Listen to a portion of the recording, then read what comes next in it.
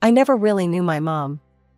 She passed away when I was just 3, leaving behind only a collection of photographs and the faintest memories that sometimes feel more like dreams. My dad, James Parker, owned a small but successful business that often took him away on trips. He was a good man, just, sometimes too trusting, I guess. I remember the day Dad introduced me to Sarah. I was 4, and he told me she was going to be my new mom. She had long blonde hair and smiled a lot, at least when Dad was around. They got married pretty quickly, and within a year, I had a baby sister named Emma. "Rose, come meet your little sister," Dad had said, beaming with pride. I remember touching Emma's tiny fingers and thinking how cool it would be to have a sister to play with. If only I'd known then how things would turn out. My grandmother, Dad's mom, visited us often in those early days. She was this warm, energetic woman who always brought me cookies and told the best stories. But I started noticing the tension between her and Sarah pretty early on. "James, dear," Grandma would say, looking around our increasingly messy house, "perhaps Sarah could use some help with the housework? The dishes have been piling up." Sarah would grip her coffee mug tighter, that fake smile plastered on her face. "Oh, Mother, you know how busy I am with the baby. These things take time." Later, I'd overhear Sarah on the phone with her friends, that old witch. Can you believe her? Coming into my house and criticizing my housekeeping? She's absolutely crazy. The tension kept building until one day, when I was about 6, it all exploded. Grandma had come over unexpectedly and found Sarah lounging on the couch while I was trying to reach the sink to wash dishes. "This is unacceptable," Grandma had shouted. "She's just a child, Sarah. You can't make her do everything while you sit around all day." Sarah burst into tears, fake ones, I now know, and ran to Dad's office. "I can't take it anymore, James. Your mother, she's trying to destroy our family. She's always criticizing me, always making me feel worthless. You have to choose, James, your mother or your family." That was the last time I saw my grandmother for many years. Dad chose Sarah, just like she knew he would. He called Grandma and told her not to come around anymore. I remember seeing her walk down our driveway for the last time, her shoulders slumped in defeat. "Good riddance to that crazy old woman," Sarah had muttered under her breath, but loud enough for me to hear. Then she turned to me with those cold eyes I'd come to know so well. "From now on, Rose, my mother is your only grandmother. Understand?" I nodded, fighting back tears. That was the day I learned an important lesson. In our house, Sarah's word was law, and anyone who challenged her would disappear from our lives. I was 7 years old, and my real nightmare was just beginning. Everything changed right after my 8th birthday. Sarah called me into the living room one morning while Dad was away on another business trip. Emma was playing with her toys, scattering them everywhere as usual. "Rose, you're a big girl now," Sarah said, her voice sickly sweet. "It's time you started helping around the house. You'll be responsible for keeping things tidy and clean." I didn't think much of it at first. I'd always been neat with my own things anyway, and I thought helping meant normal kid stuff like making my bed or putting away my toys. But Sarah had other plans. "Start with picking up Emma's mess," she ordered, pointing at the chaos of toys, crayons, and crushed crackers covering the floor. "And make sure you vacuum after." That became my new normal. Every day, I'd clean up after Emma, who seemed to take special delight in making messes. She'd dump out entire boxes of cereal, just to find the toy at the bottom, spill juice on purpose, and leave sticky handprints on every surface she could reach. "Can my friend Katie come over to play?" I asked one day, hopeful for some normal kid time. Sarah's face hardened. "Absolutely not. Your little friends will just make more mess for you to clean up. Besides, you have chores to do." I watched through the window as Emma's friends came over regularly, turning the house upside down while I trailed behind them with a trash bag and cleaning supplies. One day, when I was cleaning up another of Emma's disasters, I tried to reason with her. She was 3 by then, old enough to understand basic things, I thought. "Emma, Please try to pick up your toys when you're done playing, I said gently. It would really help. Rose, Sarah's sharp voice cut through the air. She stormed into the room, face red with anger. How dare you tell your sister what to do? She's growing up to be smart and successful, she doesn't need to waste her time cleaning. That's your job. By the time I turned 9, I was basically running the household whenever Dad was away. Sarah would leave me alone for hours while she took Emma to play centers, parks, or her friends' houses. I was terrified of using the stove, I could barely reach the controls, but I was more scared of Sarah's anger if dinner wasn't ready. I'd drag a chair to the counter, trying to figure out how to make simple things like pasta or heat up soup, constantly afraid I'd burn myself or start a fire. Dad's homecomings were like watching a magic show. Sarah would transform into a completely different person the moment his key turned in the lock. The house would already be spotless, she'd spend the morning cleaning it herself for once, and she'd be in the kitchen cooking his favorite meals.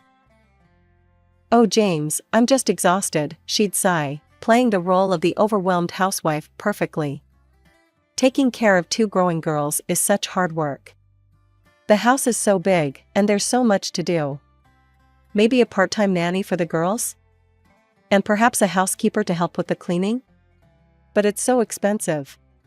Of course, Dad would immediately agree. Anything to make things easier for you, dear. Just tell me how much you need. I'd watch from the stairs as Sarah collected the checks or cash, knowing that money would never go to any nanny or housekeeper.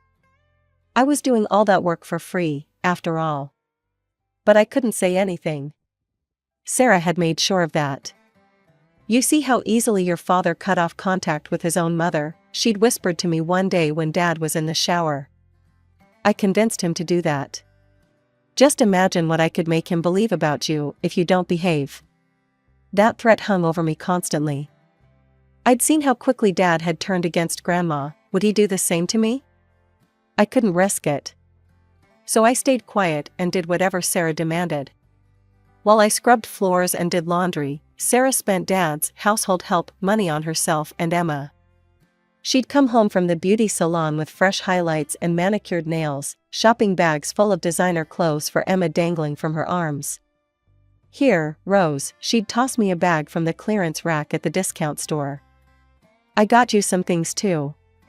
They're not quite as nice as Emma's, but beggars can't be choosers, right? The worst was when she'd look at me with that curl of disgust in her lip, usually when I was doing something she considered beneath her, like scrubbing the toilets or mopping the kitchen floor. God, you look just like your grandmother right now, she'd sneer. That same stubborn, judgmental expression. No wonder she ended up alone, and no wonder you will too if you don't learn your place. Those words would echo in my head at night as I lay in bed, exhausted from another day of being Sarah's secret servant. I'd think about Grandma, wondering if she ever thought about me, wondering if she knew what was happening in our house. Sarah's mother, who insisted I call her Grandma Linda, lived just a few blocks away from us. But unlike my real grandmother who'd been forced out of my life, Linda made it clear from the start that she didn't consider me family. Oh, Sarah, darling, she'd coo when we visited, pulling Emma into her lap while completely ignoring my presence. It must be so difficult for you, having to raise someone else's child. And spending all that money on her too. Sarah would put on her victim face, the same one she'd perfected for Dad. It is hard, Mom. Rose is becoming so difficult lately. So angry and disobedient. Sometimes I wonder if I'm doing the right thing, trying to raise her as my own. I'd sit quietly in the corner of Linda's living room, pretending to read a book while they talked about me as if I wasn't even there. Linda would shower Emma with gifts, new toys, pretty dresses, expensive dolls, while giving me disapproving glances. Linda would take Emma for special grandmother-granddaughter outings, to the zoo, to the movies, to the park, while I was left behind. Sarah would remind me to be grateful that Linda tolerated me at all. After all, she'd say with that cruel smile, "You're not really her granddaughter, are you? Just like I'm not really your mother."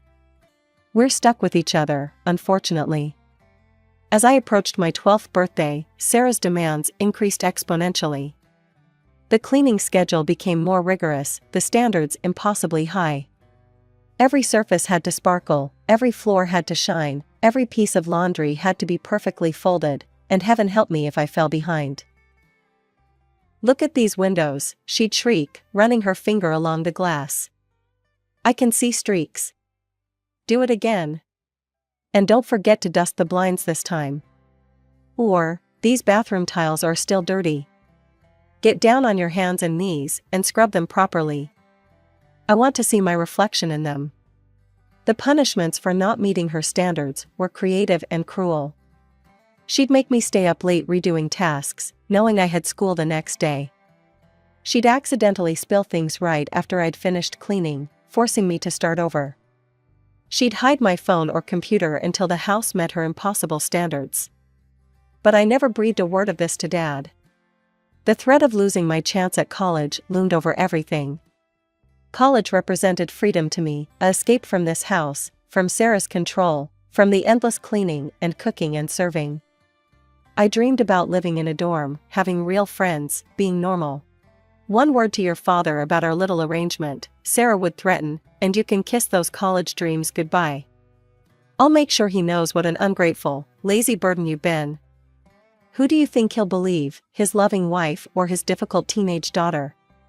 So I kept quiet, did my chores, and focused on my studies whenever I could find the time.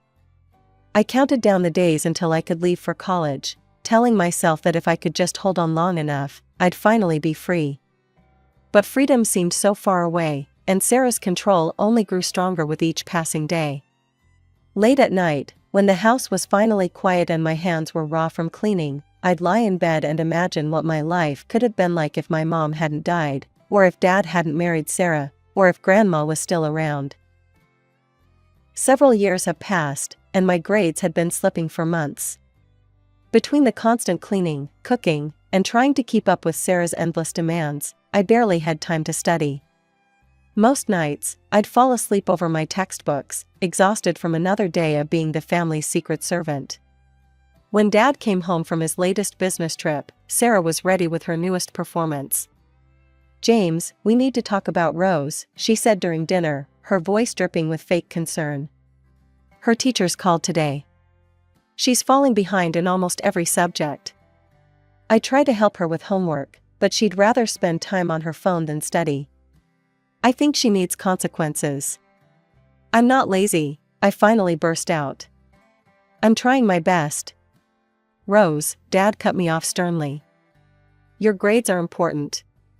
I work hard to provide for this family, and I expect you to take your education seriously. No phone for a month." I felt something snap inside me. Years of pent-up frustration and anger bubbled to the surface. I opened my mouth to tell him everything, about the cleaning, the cooking, how Sarah treated me when he was away. But Sarah must have seen the rebellion in my eyes. She pulled me aside after dinner, her nails digging into my arm. "Remember your grandmother?" she hissed. "Remember how easily your father chose me over her? One word from me, and you'll never see him again. Is that what you want?" The fight drained out of me. I knew she was right, she had Dad wrapped around her finger. I couldn't risk losing him too. A few weeks later, Sarah threw Emma a massive 10th birthday party. I watched from the kitchen as a dozen of Emma's friends invaded our house, carrying presents and squealing with excitement. Sarah had ordered mountains of food, pizzas, burgers, sodas, and a huge cake. "Rose," Sarah called out. "Bring more napkins. And make sure everyone has drinks." I became their reluctant server, bringing food and cleaning up spills while Emma and her friends treated me like their personal maid. They deliberately knocked things over, laughing as I scrambled to clean up. "Hey, servant girl," one of Emma's friends called out. "We need more pizza over here." They all burst into giggles as I silently brought them another plate. By the time the party ended, the house looked like a disaster zone. Soda stains covered the carpet, pizza crusts were ground into the couch, and sticky candy wrappers were everywhere. "This place is disgusting," Sarah smeared after the last guest left. "Clean it up. All of it. And do a proper job this time." I was on my hands and knees scrubbing the floor when Dad's Skype call came through. Sarah yanked me up by my arm. "James," she answered sweetly. "You'll never believe what happened today." Rose had some friends over, and they completely trashed the living room. I'd been cleaning for hours. I stood there, stunned by her blatant lie, as Dad's face darkened on the screen. "Rose," he said severely, "you need to help Sarah more and start behaving better. She's been telling me about your attitude lately, and I'm very disappointed." That night, after finishing the cleaning and listening to another lecture from Sarah about my poor work, I cried myself to sleep. I was 15 years old, but I felt ancient, worn down by years of Sarah's psychological warfare and Dad's blind trust in her lies. The next day at school, I couldn't focus on anything. My friend Jessica noticed something was wrong during lunch break. "Rose, you look terrible. What happened?" I told her everything about Emma's party, the lies, the endless cleaning, and how Sarah had manipulated my father once again. To my surprise, Jessica didn't just offer sympathy, she had an idea. "Your phone," she said, her eyes lighting up. "It has a voice recorder, right? Record her. Record everything she says to you when your dad's not around. Your dad needs to hear the truth, Rose. The real Sarah, not the perfect stepmother act she puts on for him." That afternoon, I started recording. As soon as Dad's car left for his latest business trip, Sarah's mask came off. "This floor is filthy," she screamed while I was mopping. "Are you stupid or just lazy? Do it again." The phone in my pocket captured every word. Later, while I was dusting the living room, "You're just like your grandmother, useless and ungrateful. This house needs to be spotless, do you understand me?" The recordings kept piling up. Sarah ordering me around, calling me names, threatening me. But the biggest revelation came that evening. "Listen here," she cornered me in the kitchen. "If you don't shape up, I'll tell your father you've been stealing money from my purse. I'll say I caught you drinking alcohol in your room. Who do you think he'll believe?" I felt my phone recording in my pocket and managed to keep my face neutral, though my heart was racing. Later that night, Sarah's friend Diane came over. They opened a bottle of wine in the kitchen, not realizing I was still awake, my phone recording through the crack in my bedroom door. "Remember when I got rid of his mother?" Sarah laughed, the wine loosening her tongue. "That old bat was getting too nosy, asking too many questions about how I spent James's money. So I told him she threatened me, said she was trying to destroy our marriage. He bought it completely. Cut her off just like that." "You're brilliant," Diane giggled. "And he never suspected?" "Please, James believes anything I tell him. He's such a sucker for the helpless wife act. Meanwhile, I get his money, and his precious daughter does all my housework. It's perfect." They kept talking, revealing more and more of Sarah's manipulations and lies. My phone recorded it all. That night, after making sure Sarah was asleep, I sat at my computer, hands shaking. I created a new email to Dad and attached all the recordings. In the subject line, I wrote, "The truth about Sarah." The message was simple: "Dad, it's time you knew what your wife is really like when you're not around. Please listen to these recordings. All of them, Rose." 2 days after I sent the email, I was in the kitchen making dinner when I heard a car door slam. Looking through the window, I saw Dad's car in the driveway. He wasn't supposed to be home for another week. My heart started racing. The front door burst open with such force that the walls shook. Dad stormed in, his face a thundercloud of anger I'd never seen before. Sarah jumped up from the couch, dropping her magazine. "James," she stuttered, her face going pale. "What are you doing home?" "I know everything, Sarah." Dad's voice was deadly quiet. "Everything about how you've been treating my daughter." Sarah's eyes darted to me for a split second before she launched into her usual act. "Oh, James, has Rose been telling you lies again?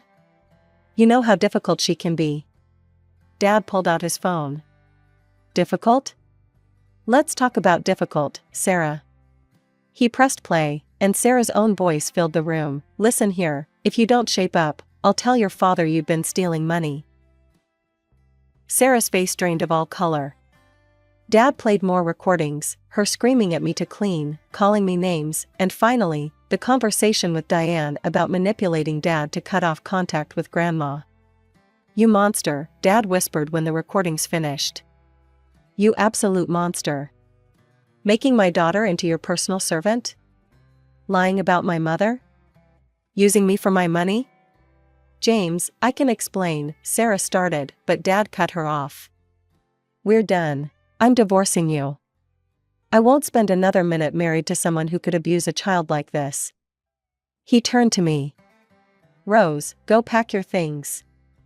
Only what you need right now, we'll get the rest later." 20 minutes later, we were in Dad's car, driving away from the only home I'd known for the past 8 years. Dad had made a few quick calls and arranged a furnished apartment for us. Once we were inside the apartment, Dad pulled me into a tight hug. I couldn't remember the last time he'd hugged me like this. "I'm so sorry, Rose," he whispered, his voice breaking. "I'm so sorry, I didn't see what was happening. I promise you, no one will ever hurt you like that again." The next morning, we drove to a small house on the other side of town. My heart skipped a beat when I realized where we were, Grandma's house. She opened the door before we could even knock. Despite not seeing her for years, I recognized her immediately, the same kind eyes, the same warm smile. Without a word, she pulled me into her arms. Dad broke down then, telling Grandma everything, the recordings, Sarah's abuse, the lies that had torn our family apart. Grandma listened, nodding sadly. "I knew something was wrong," she said. "Sarah never worked, just spent your money like water. When I tried to talk to her about it, she told me you were her money bag and she'd spend whatever she wanted. Then she threatened to turn you against me and keep you from seeing your grandchildren. And she did exactly that." I watched Dad's face crumple with shame as he realized how completely Sarah had manipulated him. But Grandma just took his hand and squeezed it, showing that same forgiveness and love I remembered from my childhood. The divorce proceedings stretched on for several months. Sarah fought tooth and nail for everything she could get, but in the end, the judge ordered an even split of all assets. Dad let her keep the old house, neither of us wanted to live there anymore, too many bad memories, and he used his half to buy us a beautiful new home closer to Grandma. Emma chose to stay with Sarah, which hurt Dad deeply, but didn't surprise me. Sarah had spent years molding Emma into her mini-me, poisoning her against Dad, just as she'd tried to do with me. When Dad attempted to maintain a relationship with Emma, she blocked his number. "She's just like her mother now," I overheard him telling Grandma one day, his voice heavy with regret. But while we lost Emma, our own little family grew stronger. Dad started working mostly from home, cutting back on business trips. He hired a real housekeeper this time, a kind woman named Maria, who taught me that cleaning could actually be peaceful when it wasn't forced on you. The therapy sessions were Dad's idea. "You've been through trauma, Rose," he said one morning over breakfast. "We both have. And we need help processing it." Dr. Anderson, my therapist, helped me understand that none of what happened was my fault. In our joint sessions, Dad would often break down crying. "I should have protected you," he'd say. "I should have seen what was happening." But I didn't blame him anymore. Sarah had been manipulating him just as much as she'd been abusing me. She was an expert at playing the victim while making others suffer. Grandma became a regular part of our lives again, coming over for Sunday dinners and helping me with college applications.